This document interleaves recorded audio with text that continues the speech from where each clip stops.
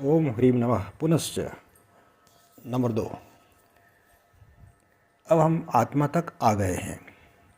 निवेदन है कि मैं आत्मा हूँ, शरीर नहीं हूँ।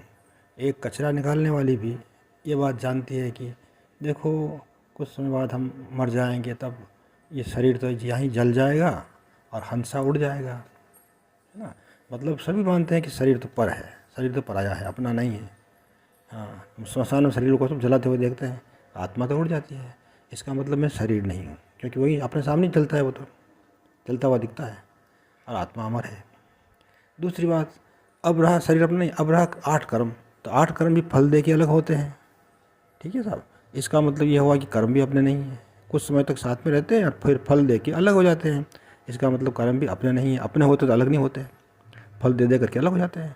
कोई कर्म अंतर्वर्त में, कोई कर्म 20 घंटे में, कोई 10-20 वर्षों में, कोई लाखों वर्षों में, कोई असंख्यात वर्षों में अलग हो जाते हैं।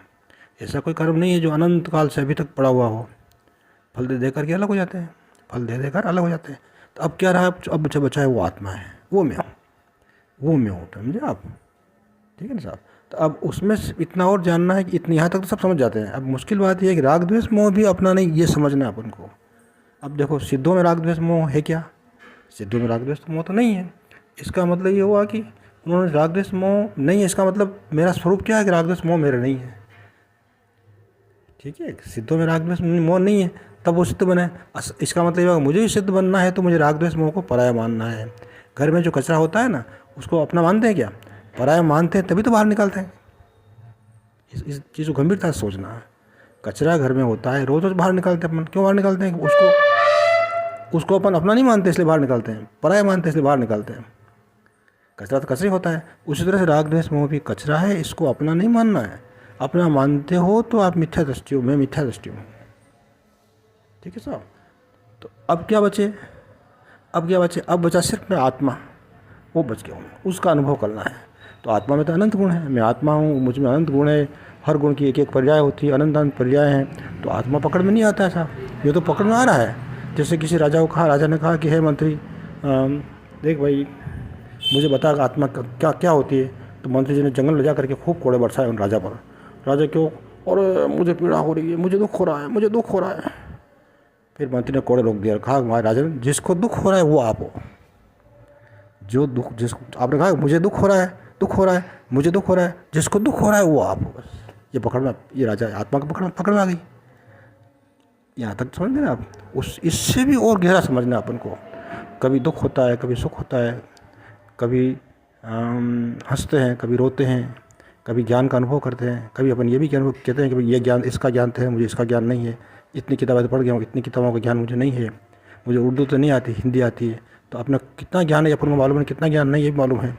तो कभी कम ज्ञान है, कभी अधिक ज्ञान है, ये सब बातें मालूम, ये सब ज्ञान की, आत्मा की पर्याय हैं। तो ये पर्याय तो नष्ट हो जाती है। कैसे नष्ट होती है? कभी रात में रोता हूँ, कभी मैं हंसता हूँ। जो रोता हूँ, जब उस समय रोता 24 घंटे रोता रहता हूँ, वो पर्याय नष्ट हो जाती है। 24 घंटे हंसता भी थोड़ी रहता हूँ, पर्याय नष्ट हो जाती है, ठीक है ना साहब। तो पर्यायों को गौण कर देना है। थोड़ा मुश्किल नहीं समझना तो बार बार पूछना, समझा दूंगा वाह। तो अब इसमें आत्मा में अनंत गुण, पकड़ने योग्य कौन सा गुण है? पकड़ने योग्य गुण है सिर्फ ज्ञान। आत्मा ज्ञानम स्वयं ज्ञानम ज्ञानात अन्यत करोति किम।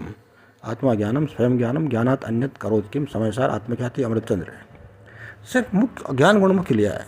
जैसे किसी लकड़ी को पकड़ना है, 5 फीट लंबी लकड़ी को पकड़ना है, तो 5 ही फीट जिस जगह, तो हर जगह थोड़ी पकड़ेंगे अपन, एक जगह शुरू से पकड़ लेंगे मुट्ठी में बस, तो पूरी पूरी लकड़ी पकड़ में आ जाएगी। उसी तरह से आत्मा का एक ज्ञान गुण पकड़ में ले लिया, सब आत्मा पकड़ में आ जाएगी, क्योंकि सब गुण एक दूसरे से मिले हुए हैं, अभिन्न हैं, ठीक है साहब। तो उस ज्ञान गुण को हमें पकड़ना है। तो कैसे पकड़ेंगे? कि निगोध से लेकर मोक्ष तक की उस ज्ञान गुण की जो पर्याय हैं, निगोध से लेकर मोक्ष तक की अनंत अनंत काल में जो अपनी ज्ञान गुण की पर्याय हुई है, उन पर्यायों के अंदर कॉमन क्या है, उस कॉमन को पकड़ना है। यानी सामान्य जानना वो पकड़ना है। पंखे को जानना, मूर्ति को जानना, शास्त्र को जानना, कपड़ों को जानना, स्वाध्याय करते हुए मनुष्य को जानना, मुनिराज को जानना, इसमें कॉमन क्या है? सामान्य क्या चीज़ है? जानना। उस जानने को पकड़ना है। थोड़ा सा प्रयास करोगे तो अपनी चीज़ें, तकलीफ कहाँ पड़ रही है। जैसे एक सेकंड मैंने अभी आपसे पंखा देख लिया, अभी मैंने एक कपड़ा देख लिया, मैंने रुमाल हाथ में देख लिया, आपको मैं देख रहा हूँ, जान रहा हूँ इन सब चीज़ों को एक सेकंड पकड़ में आ रही नहीं आ रही, उस तरह से खुद को पकड़ना मुश्किल नहीं, बहुत सरल है। ठीक है, थोड़ा सा बचा हुआ मैं आज फिर बताता हूँ आपको।